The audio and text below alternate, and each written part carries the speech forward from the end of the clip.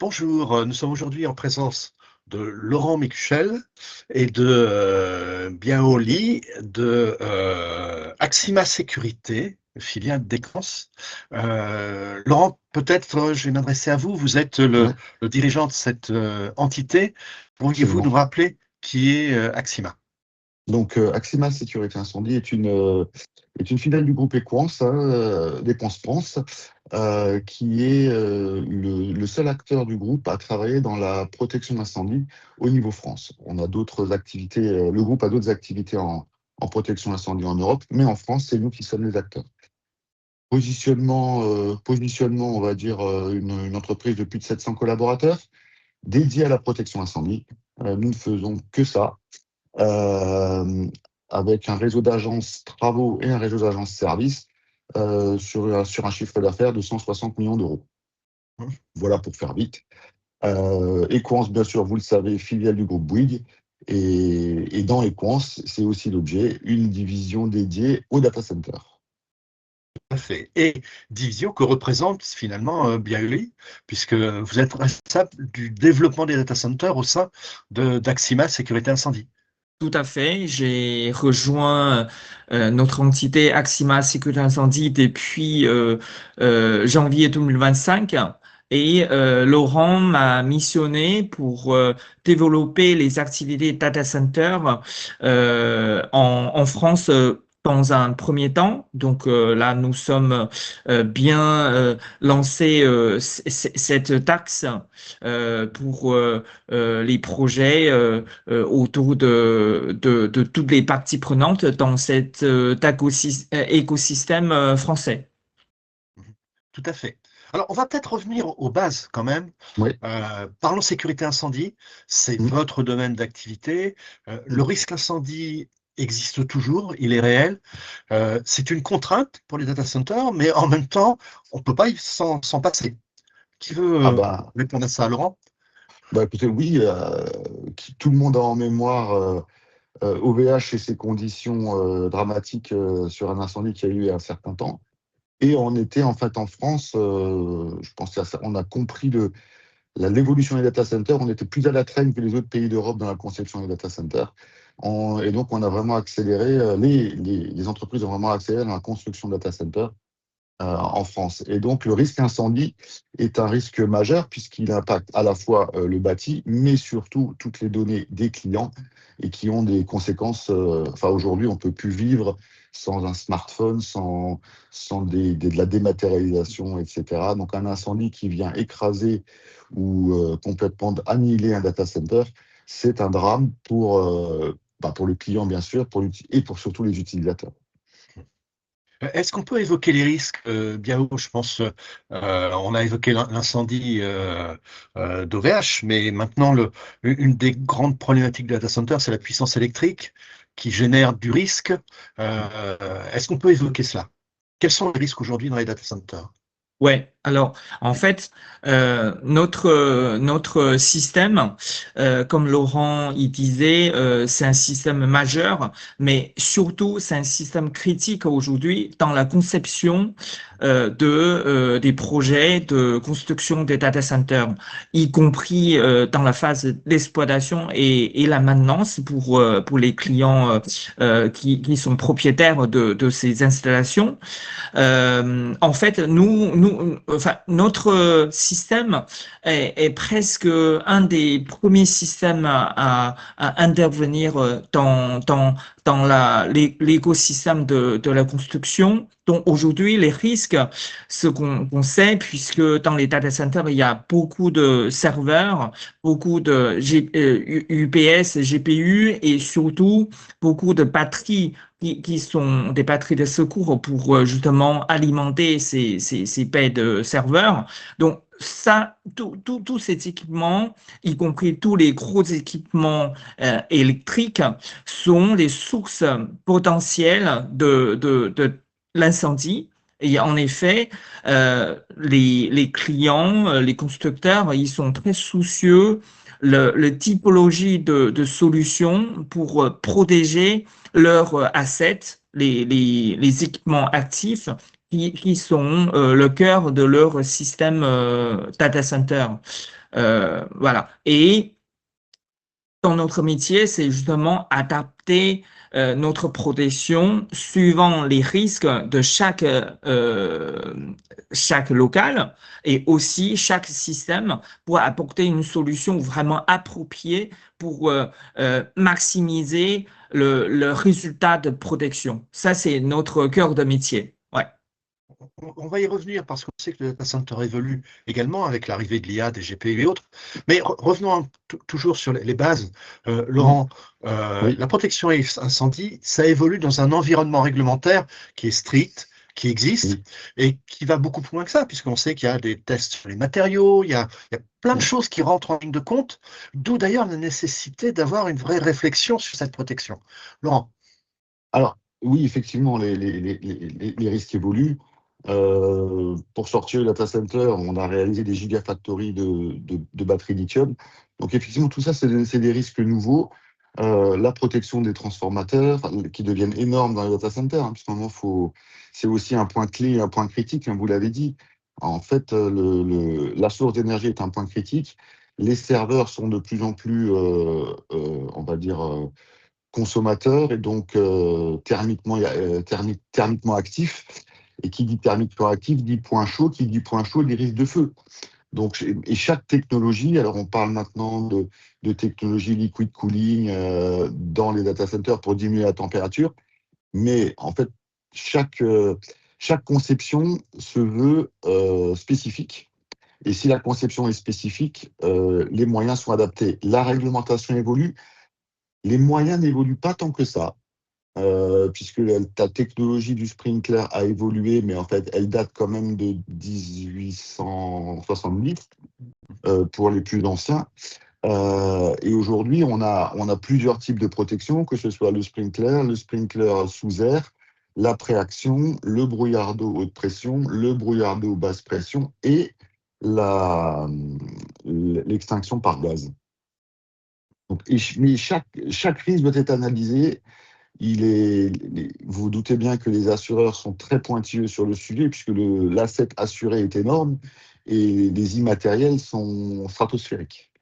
Donc, voilà, ça reste un point clé de la viabilité du data center dans ces cas-là.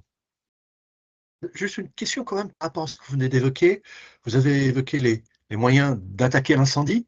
Oui, Maintenant, la protection incendie commence par la détection. C'est-à-dire, par elle la démarre détection. nettement avant. Tout à fait, tout à fait.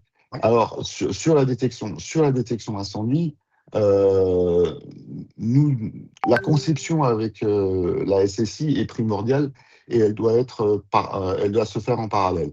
Alors, la sécurité incendie, donc la SSI, est souvent menée par des sociétés du groupe sur lesquelles on s'associe, ou des constructeurs, que ce soit Chubb, Siemens ou autres, avec lesquels on s'associe. Puisque là, on parle aussi de produits et de développement produit. Ce qui n'est pas notre cœur de métier, de développer des produits. Nous, on est là plutôt dans le métier de l'installation, de l'adaptation et de l'accompagnement dans le suivi du risque.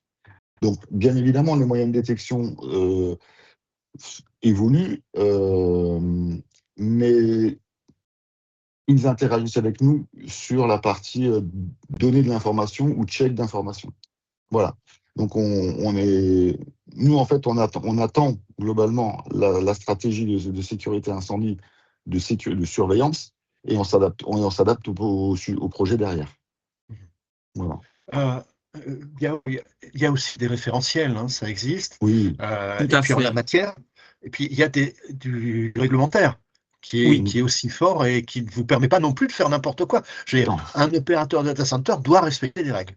Tout à oui, fait. En fait, comme Laurent il a souligné, c'est que nous observons aujourd'hui, en tout cas en France, dans les projets de construction des data centers, souvent les prescripteurs, c'est-à-dire les réglementaires ou bien les clients finaux ou bien ceux qui construisent les projets, ils ont une préférence plus sur les solutions en eau, comme Laurent il a cité, donc sprinklage, brouillard d'eau, basse pression, haute pression, que initialement le solution par gaz, par exemple. C'est beaucoup plus souple et aussi, il ne faut pas se voiler la face, la solution en eau est beaucoup plus économique aussi, beaucoup plus facile et étendre le système.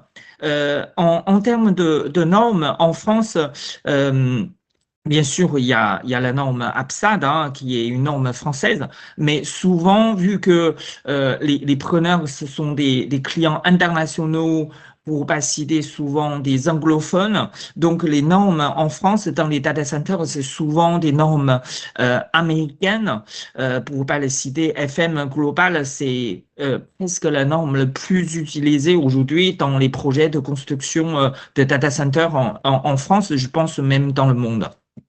Mhm. Et évidemment, notre métier, vu qu'on est agi par ces réglementations, et en fait, chaque conception, chaque montage, on est obligé, y compris la phase de mise en service, on est obligé de respecter ces réglementations par la suite pour avoir la garantie de l'assureur, justement pour protéger le site en phase de l'exploitation et de la maintenance.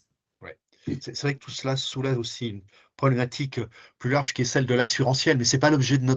notre entretien, mais c'est vrai que c'est un vrai sujet complémentaire. On en reparlera peut-être. Laurent, je reviens vers vous. Oui. On a évoqué donc des solutions que vous déployez.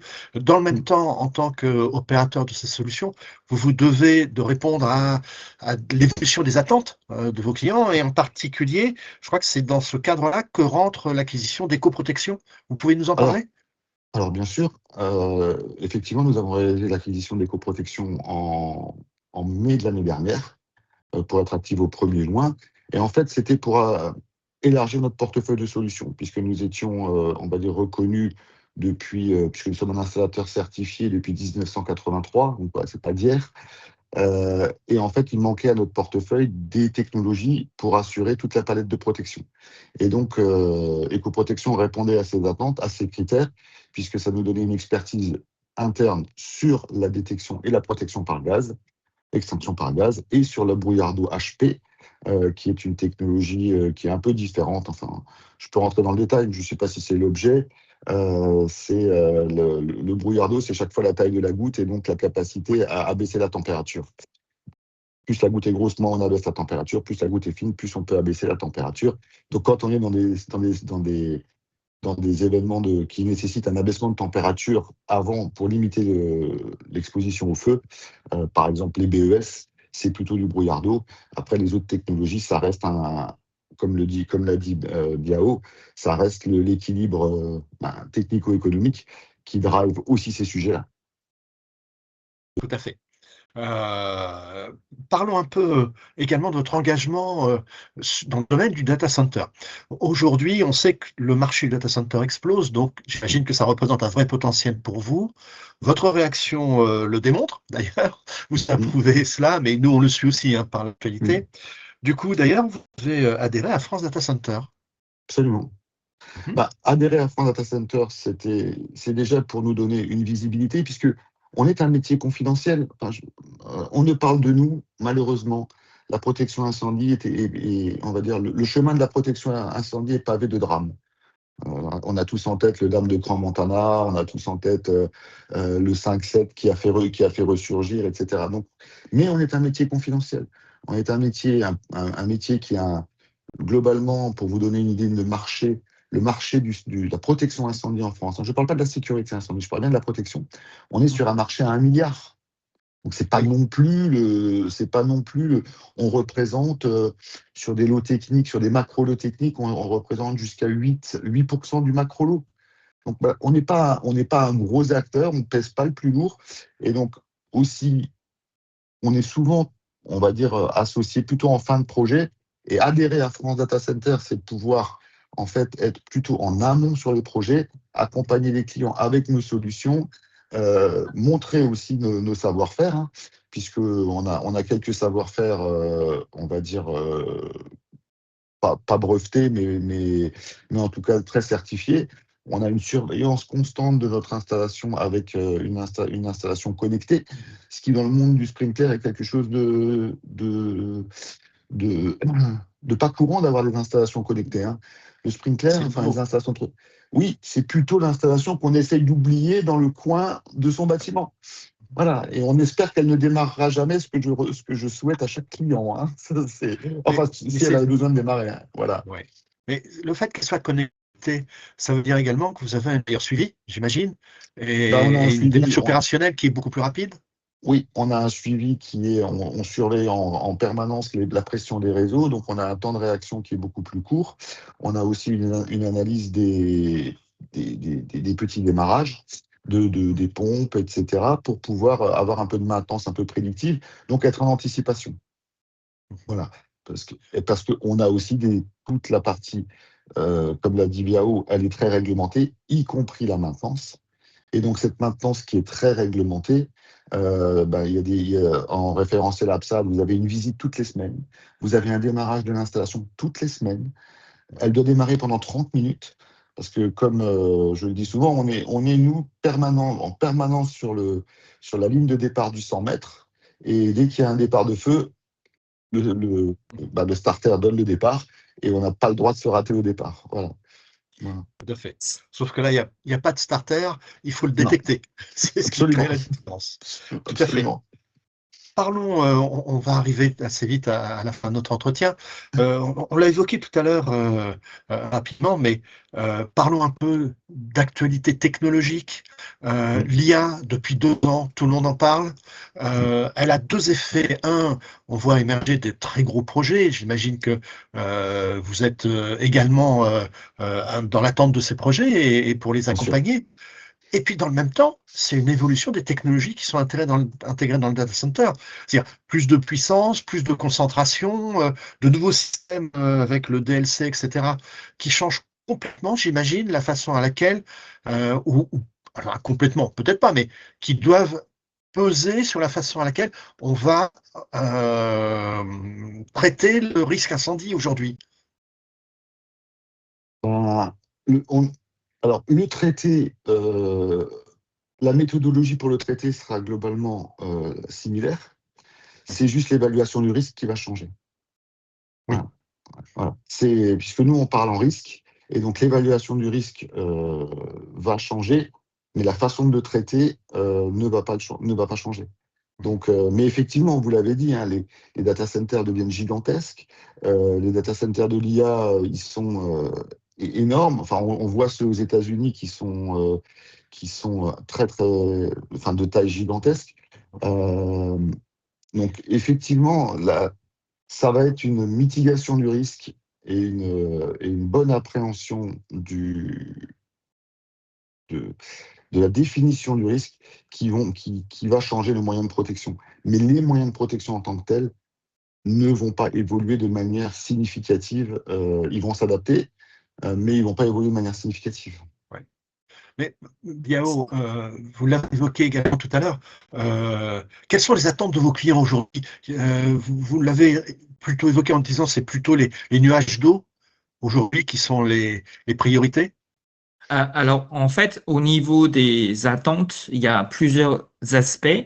Donc, déjà, en termes de solutions, donc, comme je disais tout à l'heure, les clients ont la tendance de préférer de l'eau, notamment de sprinklage.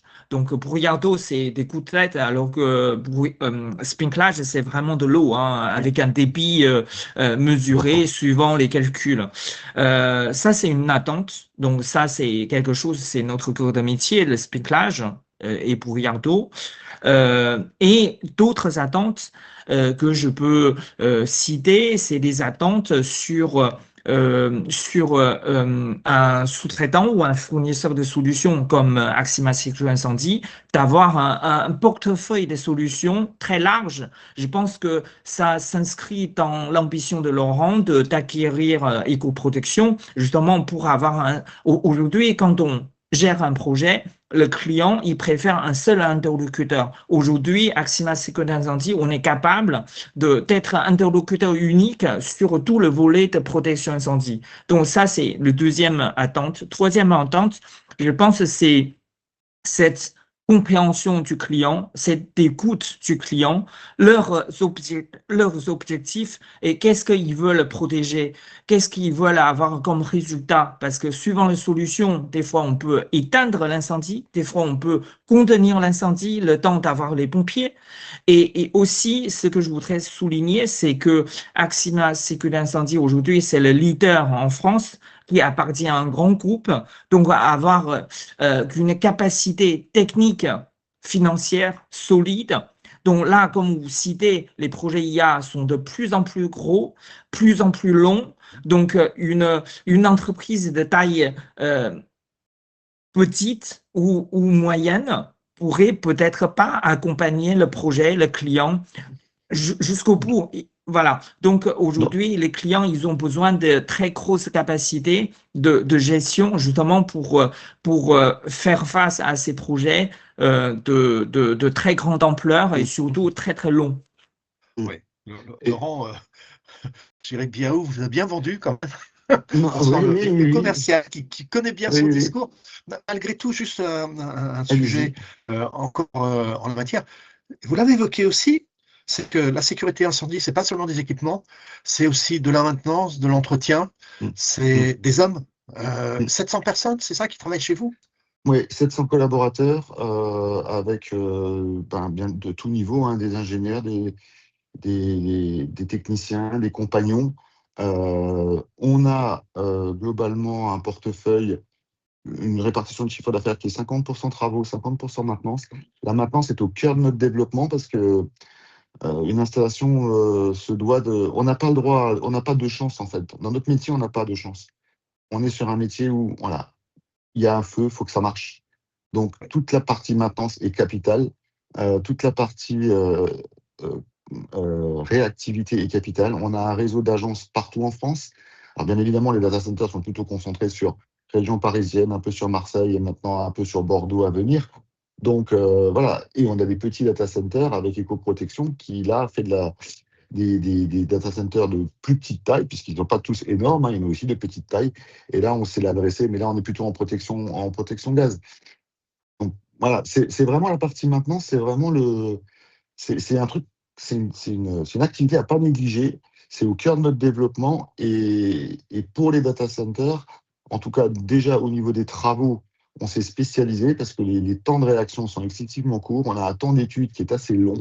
Par contre, le temps de mise en œuvre doit être relativement court, voire très court.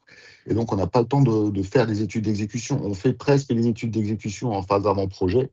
Alors, ça, bien sûr, ça a un coût, hein, pour être le plus réactif possible, parce qu'une fois que le projet est lancé, que les preneurs sont là, ben, on est comme dans une stratégie immobilière, hein. Plus vite le projet est rendu, plus vite les preneurs prennent possession des locaux. Donc plus vite le client constructeur rentre son cash. Tout à fait. Laurent Biao, pour terminer, l'actualité géopolitique est quand même assez dramatique aujourd'hui Mm. et elle touche au data center parce que celle-là, on ne l'attendait pas. C'est-à-dire que Non. data center devient une cible Mm. aujourd'hui. Est-ce que ça va changer? Qu'est-ce que ça va changer pour vous? Est-ce que ça va pas amplifier la nécessité de mettre en place des systèmes de protection ou autres? Ou est-ce que vous pensez Alors, que les data centers sont déjà pas mal équipés? alors, On peut le présenter comme ça. on peut pas doubler la protection. On peut doubler, on peut doubler les machines pour éviter des pannes et des redondances, mais on peut pas doubler la protection. Donc non, le data center va devenir, je pense, va devenir un lieu très sécurisé, un lieu très surveillé. Il l'est déjà, mais encore plus, notamment sur les data militaires, hein. Quand on voit la capacité qu'ont aujourd'hui, que ce soit les Israéliens ou les Américains, à pointer, il y a de l'IA derrière, il y a du data, il y a une somme de data phénoménale à annoncer. Donc effectivement, vous tuez un data center, l'armée devient aveugle complètement. Et je ne pense pas qu'on sache encore travailler dans un monde où on ne voit rien. Et donc, je pense que le data center, en termes de sécurité, en termes d'accès, va devenir de plus en plus réglementé.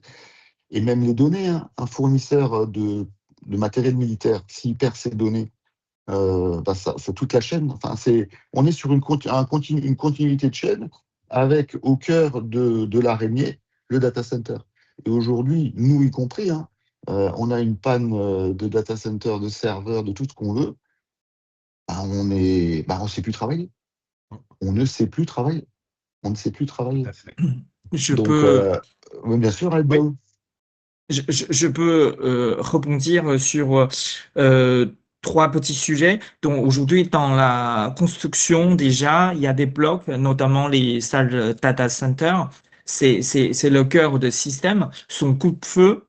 Donc, c'est justement pour éviter que un bloc qui prend feu ou avec une attaque extérieure puisse influencer sur les autres. Ça, c'est un. Deux, aussi des systèmes de serveurs à alimentation redondants, c'est-à-dire un système est en panne, l'autre pourrait tout de suite reprendre le relais. Et j'ose imaginer que les gros hébergeurs, ils ont des stockages redondants aussi. Le troisième, pas le moindre, c'est renforcer le cybersécurité justement pour éviter les cyberattaques sur les sites data centers provenant de l'extérieur, justement pour bloquer les systèmes d'information. Voilà. Mais tout cela n'empêche que là, le risque incendie existe et il doit être protégé. Ah oui. Ah oui, Ah bah ça, bien sûr. je veux dire, Ok, le vous risque vouliez incendie est un risque. conclure, Laurent? Oh ben non, mais enfin, je pense que en conclusion, je dirais, voilà, sur le segment du data center, c'est un vrai levier de croissance pour nous, ça, mais je pense que c'est un levier de croissance pour beaucoup de monde aujourd'hui. Ce levier de croissance, il sera drivé par des investissements, du cash qu'il y en a dans ce secteur d'activité, donc les investissements. La problématique va être le terrain, l'alimentation électrique, parce qu'on le voit bien en Irlande, l'alimentation électrique pose un problème avec tous leurs data centers. Donc on voit bien que au cœur de ces enjeux de développement, notre petite activité, elle sera là.